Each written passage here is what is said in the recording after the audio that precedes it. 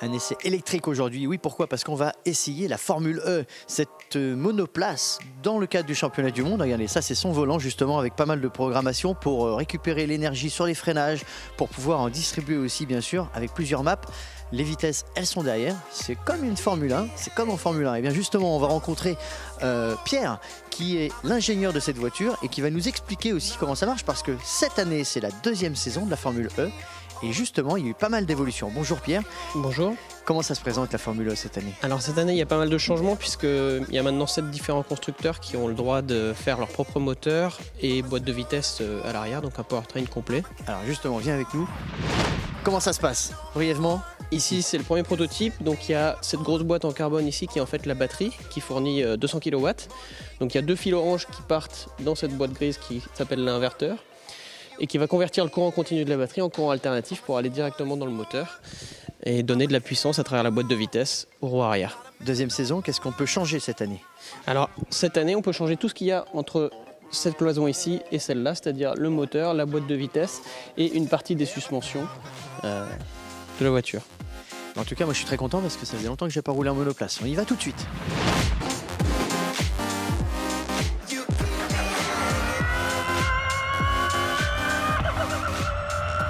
Alors il va falloir faire monter bien sûr les freins en température.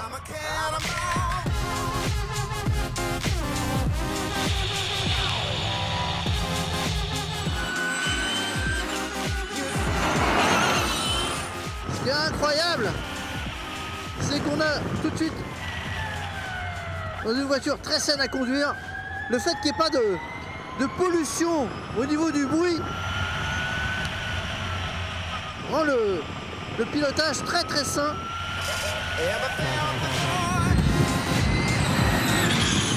Bien sûr, la boîte de vitesse est extraordinaire parce que à peine on appuie sur le pad et le rapport monte tout de suite.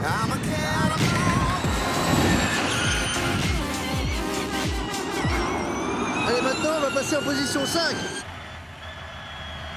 La position 5, c'est le mode que l'on utilise cette année en course en Formule 1. Et là, on prend 17 000 tours. Et c'est parti, mon petit.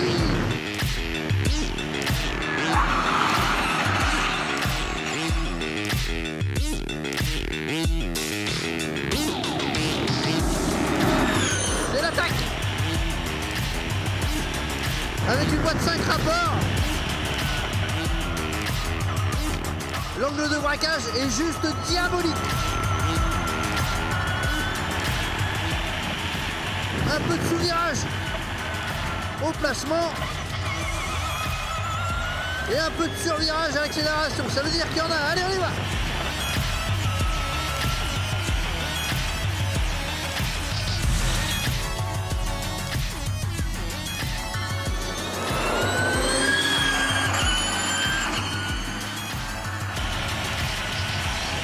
Ah, cette position de monoplace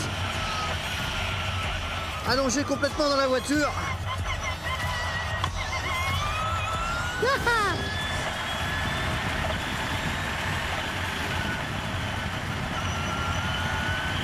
Ah, c'est bon. C'est vraiment extraordinaire de sensation. C'est pur comme sensation. Très pur.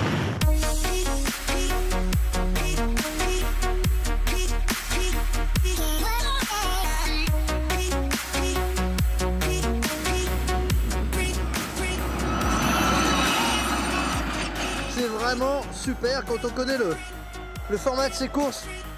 45 minutes, 2 manches de 20 minutes, on change de voiture. Ah, c'est vraiment extraordinaire. Et surtout, ce qui est impressionnant, c'est cet angle de braquage. Hop. Voilà, comme à la maison. Une fois de plus, des sensations inoubliables dans le magazine de l'auto grâce à cette Formule E, la formule électrique qui court dans le cadre du championnat du monde justement des voitures électriques. Regardez cette voiture, elle est juste magnifique. 4 freins à disque carbone, ça sous-vire, ça survire, on a des sensations extraordinaires. Plus on passe fort dans les virages, plus on a de grip grâce à l'appui aérodynamique. Franchement, 888 kg pilote à bord, il y a vraiment de quoi avoir de très très belles sensations.